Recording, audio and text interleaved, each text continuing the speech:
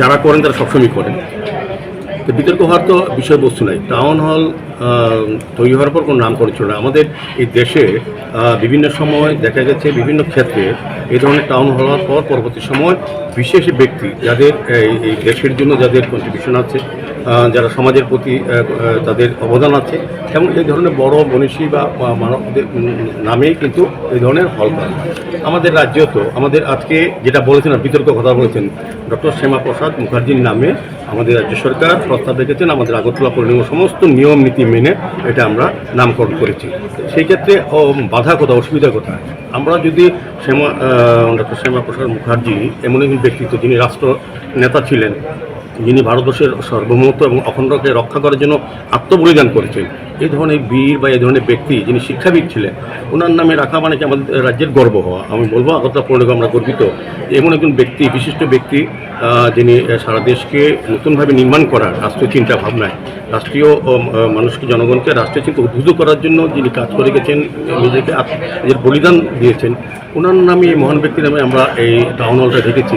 এটা কোথায় আপত্তি আমি জানি না। এই রাজ্যে তো আমার অদ্ভুত লাগে, যারা দাবি করছেন, যারা বিরোধিতা করছেন, তাদের সময় আমরা দেখেছি যারা এই রাজ্যে আমাদের ডক্টর শ্যামাপ্রসাদ মুখার্জি উনি ভারতের সার্বভৌমত্ব অখণ্ডকে এক ভারত রাখার ক্ষেত্রে উনি আত্মবলিদান করেছেন। আর এখান থেকে আমাদের রাজ্যে যারা শাসক ছিলেন বা যারা আলোচনা করছেন বিরুদ্ধে, তাদের সময় দেখা গেছে যারা আমাদের রাজ্যের একটা পরম্পরা, শান্তি সম্প্রীতি, আমাদের যে জাতীয়ভাবে শান্তি সম্প্রীতি বজায় ছিল, সম্প্রদায়গত আমাদের রাজ্যে একটা ঐতিহ্য ছিল, সেটাকে তখন কিন্তু ধ্বংস করেছিলেন, তা মদত দিয়েছিলেন। তাদের নামে এই হলগুলি রাখা হয়েছে। আগরতলা সহ সারা রাজ্যে দেখবেন বিভিন্ন দশরথদেব, আমরা আপত্তি করি না, দশরথদেবের নামে প্রাক্তন মুখ্যমন্ত্রীর নামে রাখা হয়েছে, আমাদের স্টেডিয়াম করা হয়েছে, স্পোর্টস কমপ্লেক্স করা হয়েছে, কমিউনিটি হল করা হয়েছে, সমর স্মৃতি ভবন করা হয়েছে। তারা শ্যামাপ্রসাদ মুখার্জির থেকে অনেক উপরে নাকি না, তাদের বেলা কোনো আপত্তি নেই। আমাদের সরকার আসার পর আমাদের প্রধানমন্ত্রী, আমাদের মুখ্যমন্ত্রী, আমাদের সরকার বীরবিক্রম এয়ারপোর্ট আমাদের বীরবিক্রম মহারাজের নামে করেছেন। উনি রাজ্যের আধুনিক রূপকার, ওনাকে সম্মান দিয়েছেন। আমাদের রাজ্যে যখনই ভালো ভালো যারা সমাজের প্রতি এবং রাষ্ট্রের প্রতি যাদের অবদান আছে, সমস্ত ক্ষেত্রে শিক্ষা বলুন বা সমাজ গঠনে বলুন, সমাজ সংস্কারের কথা বলুন, তাদেরকে কিন্তু আমরা সম্মান দেওয়া আছে এবং সমস্ত ক্ষেত্রে কিন্তু। তো আমি বলবো আগে তাদের বিষয়টা দেখা উচিত। যারা ওই নামগুলি রেখেছেন বিভিন্ন জায়গায় দেখবেন সারা রাজ্যে বিভিন্ন কমিউনিটি হলে দলীয় লোকদের, তাদের কোনো অবদান ছিল না। তারা বলবো যে রাজ্যের সাম্প্রদায়িক যে সম্প্রীতি ছিল তার সময় আমরা একটি দাঙ্গা আপনারা দেখেছেন, তখন যাদের মদত ছিল তাদের নামে হচ্ছে এসব হলগুলো।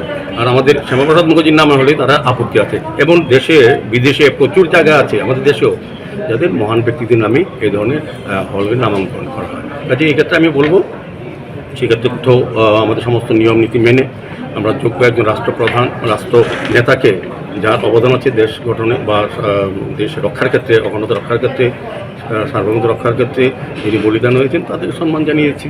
তো এটা তো এরকম সুযোগ পেলে আরও করবো আমরা।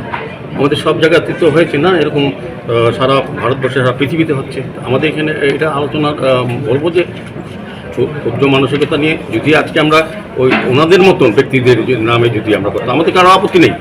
কমিউনিটি হল হয়েছে মানুষ তারা জোর করে চাকরি দিয়ে সব ব্যক্তিদের রাজ্যে কী অবদান ছিল, এসব সরকারি টাকা পয়সা খরচা করে কমিউনিটি হল বানিয়ে তাদের নামে দেওয়া, তাদের এই রাজ্যে গঠনে তাদের কী ভূমিকা ছিল, দলীয়ভাবে তাদের সরকারে ছিলেন বলে তাদের নামে দিয়েছেন।